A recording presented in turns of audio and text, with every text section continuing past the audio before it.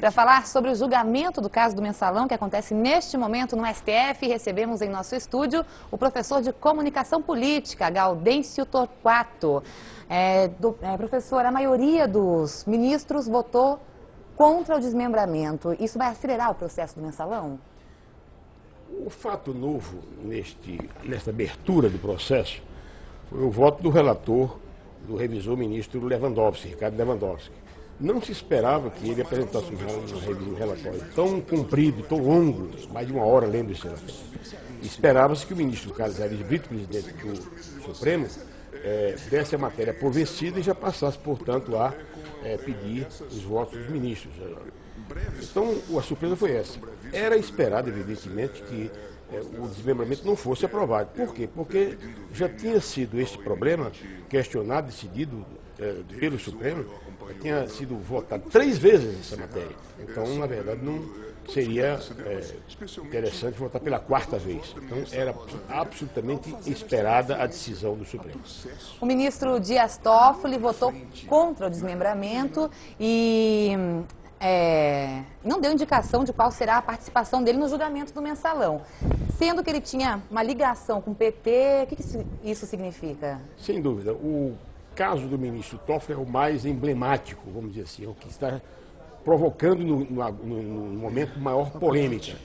É evidente que o caso do ministro Toffoli poderá ser decidido pelo plenário do Supremo se o procurador-geral Roberto Gugel apresentar uma questão pedindo impedimento desse ministro.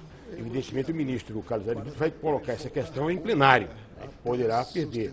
O ministro Marco Aurélio, aliás, a propósito dessa questão, já avisou que ele, ministro Marco Aurélio, em situação semelhante, se afastou por ocasião do impedimento do Collor, presidente Fernando Collor, parente em 4º grau.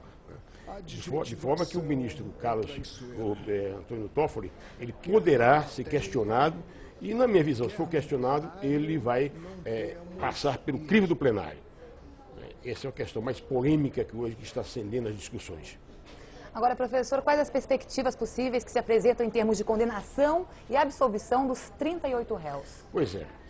Veja bem, eu acredito que as perspectivas apontam para um cenário de condenação, digamos, de alguns membros, de alguns réus, e absolvição de outros. Mas mesmo a minha leitura é que não haverá, digamos assim, uma condenação com penas muito assemelhadas, muito próximas. Eu diria que a tendência do tribunal é apenar mais uns do que outros, ou seja, dar penas mais duras para alguns e mais suaves para outros. Até acredito que as penas não serão muito pesadas, diria que serão penas leves. Agora, evidentemente que existe uma expectativa muito grande por parte da opinião pública. Eu diria que esse julgamento está sendo aguardado com muita ansiedade, porque até alguns defendem que o país mudará, alterará sua fisionomia política a partir desse julgamento. Então há muita expectativa. Você acredita nisso? Olha, eu acredito que alguma coisa mudará, mas evidentemente é preciso se considerar o nosso passado. Não se pode apagar uma cultura política da noite para o dia. Nós temos algumas mazelas que explicam, inclusive, o Mensalão, como a questão do patrimonialismo, do fisiologismo. O patrimonialismo é essa, digamos, característica que confunde a coisa pública com a coisa privada, a imbricação, a mistura da coisa privada com a coisa pública. Então, o mandonismo, o feminismo, o grupismo, não se vai apagar isso da noite para o dia. É claro que a mudança política vai exigir, eu diria, do Congresso Nacional leis mais severas para coibir a corrupção, vai exigir do Executivo um apoio mais contundente. Portanto, eu não acredito que o julgamento do Mensalão, por si só, vai implicar em mudança política. Aliás, até domingo eu estou escrevendo sobre isso no Estado de São Paulo. Professor, a última pergunta. Hoje é dia do primeiro debate dos candidatos à prefeitura aqui na Band. O senhor acredita que haverá alguma repercussão no julgamento nessa corrida eleitoral?